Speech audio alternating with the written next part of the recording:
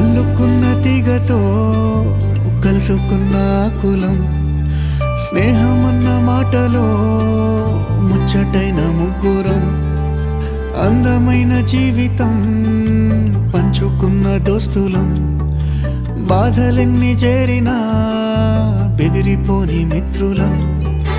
చిన్ననాటి నుండి జ్ఞాపకాలతోని కట్టుకున్న వంతెనేమైంది, ఇంతలోనే వాన తాకినట్టు ఈ కాలం కూల్చనా. మనకు మధ్య దాచుకున్న మాటలంటూ లేనే లేవు ఇంతవరకు, ఇప్పుడెందుకో దాచిపెట్టే ఈ బాధే లోతున.